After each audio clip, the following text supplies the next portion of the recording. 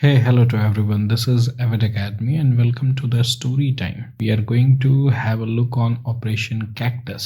ये भारत का सबसे डेयरिंग ऑपरेशन था। कहानी है 1988 की, जब एक कू लॉन्च हो गया था मर्शनरीज द्वारा कैपिटल सिटी माले के ऊपर। उस समय मालदीव के प्रेसिडेंट थे ममून अब्दुल गयूम। मर्सिनरी श्रीलंका से थे। उन्होंने क्या किया था कि सिटीजन्स को हॉस्टेज बना लिया था, हाईजैक कर लिया था एक वेसल को जिसका नाम MV प्रोग्रेस लाइट था। ये मर्शिनरीज जो थे वो थे people liberation organisation of Tamil Eelam के, जो मालदीव्स पर कब्जा करना चाहते थे। देखो, मालदीव्स का जो रिलेशन है इंडिया के साथ हमेशा से अच्छा रहा है। ज्योग्राफिकली मालदीव्स लोकेटेड है इंडिया के साउथ वेस्ट कोस्ट में। इंडिया के बहुत सारे ट्रेड सप्लाई जो होते हैं वो मालदीव के रूट से होकर गुजरते हैं। उसके साथ साथ हमारा एथनिक, कल्चरल और रिलीजियस लिंक है मालदीव के साथ। जब अब्दुल गयूम को लगा कि उनकी सत्ता जा सकती है उनके हाथ से, तो उन्होंने उस समय के प्राइम मिनिस्टर हमारे राजीव गांधी को कॉल किया और बताया कि वो डेंजर में हैं और इंडिया की हेल्प चाहते हैं। हमारे प्राइम मिनिस्टर राजीव गांधी ने एक इमरजेंसी मीटिंग बैठाई और उन्होंने डिसाइड किया कि पैराशूट ब्रिगेड इस ऑपरेशन के लिए सबसे सुटेबल होगा। प्रिपरेशन बिगेन हुआ। कुछ ही घंटों में पैराट्रूपर्स तैयार हुए, हमारे नेवल वारशिप तैयार हुए और भारत से मालदीव्स की ओर निकल पड़े।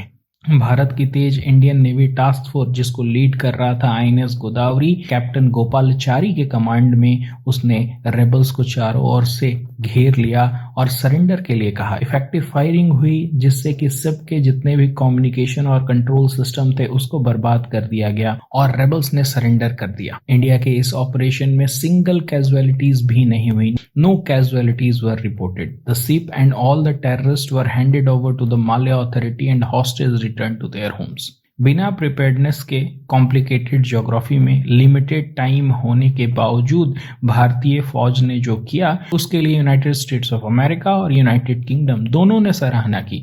ये एक एग्जाम्पल सेट करता है कि भारत के लिए उसके नेबर्स कितने इंपॉर्टेंट हैं, चाहे वो भूटान का मुद्दा हो, चाहे मालदीव्स का मुद्दा हो, चाहे नेपाल का भी मुद्दा हो। अगर चाइनीज एग्रेशन भूटान की तरफ आए थे डोकलाम में तो भारत ने एक्ट किया था। अगर नेपाल की तरफ भी कभी आएंगे तो भी भारत एक्ट करेगा।